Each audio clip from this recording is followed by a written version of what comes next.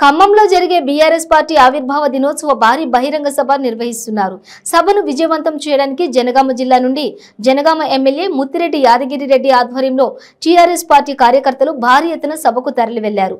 ఈ సందర్భంగా ముత్తిరెడ్డి యాదగిరిరెడ్డి మాట్లాడుతూ తెలంగాణ ఎంతో అభివృద్ధి చెందిందని, భారతదేశంలో పుష్కలంగా వనరులు ఉన్నప్పటికీ అభివృద్ధికి నోచుకోవడం లేదని, తెలంగాణలో జరిగిన విధంగానే మిగతా 29 రాష్ట్రాల్లో అభివృద్ధి చేయడానికి బీఆర్ఎస్ పార్టీ అధ్యక్షులు చంద్రశేఖరరావు కంకణం కట్టుకున్నారని అన్నారు.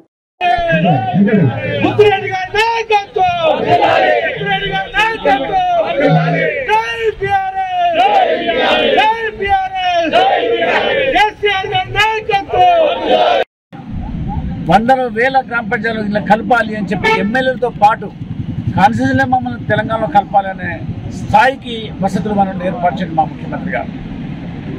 దేశం నుంచి వచ్చిన పిలుపు అందుకొని ఆలోచన చేసి ఈ తెలంగాణ ప్రజల ముందు పెడితే దేశము ఈ మాది తెలంగాణ మోడల్ కావాలని కోరుకుంటుంది. ఏం చేద్దామని చెప్పి తెలంగాణ ప్రజల ముందు పెడితే మీరు బయలుదేరాలి. ఒక తెలంగాణ మన భారతదేశంలో లేదు, ఇంకా 29 రాష్ట్రాలనే మన కొత్త రాష్ట్రంతో పాటు అన్ని రాష్ట్రాలు ఈ మాది డెవలప్ కావాలి చేయాల్సిందని చెప్పి ఇక్కడ ప్రజలు చేసిన తీర్మానం ముఖ్యమంత్రి గారు సంతోషంగా దాన్ని స్వీకరించేందుకు వారికి ధన్యవాదాలు. ఇవాళ భారతదేశం మొత్తం మళ్ళీ చూస్తున్నారు. ఇవాళ ఖమ్మం గుమ్మంలో జరిగే సభను భారతదేశానికి మెసేజ్ మా ముఖ్యమంత్రి గారు ఇవ్వబోతున్నాడు. ఈ దేశంలో అనేక వనరుల వసతులు ఉండి వేరే దేశాలకు వెనుకబోయి ఉండడం అధర్మం. ఆ సంపద దేశ ప్రజలకు దొరకకపోవడం అధర్మం. ఈ దేశంలో ఉన్నటువంటి కోట్లాది ఉద్యోగాలు ఖాళీగా ఉండి యువతకు అలా నింపకపోవడం అధర్మం. త్రాగునీరుండి దేశానికి వెళ్ళని స్థితి, సాగునీరుండి దేశానికి వెళ్ళని స్థితి, వనరులు ఉండి పవర్కు ప్రొడ్యూస్ చేసి దేశం ఇచ్చి వేరే దేశాలకు సప్లై చేసే స్థితి ఉండి వెళ్ళిన స్థితి. ముఖ్యమంత్రిగా ఆవేదనతో తప్పనిసరి పరిస్థితుల్లో దేశ ప్రజలు కోరిన మేరకు, రాష్ట్ర ప్రజలు కోరిన మేరకు వారు తీసుకున్న నిర్ణయం సాహసోపేతమైంది, సముచితమైంది.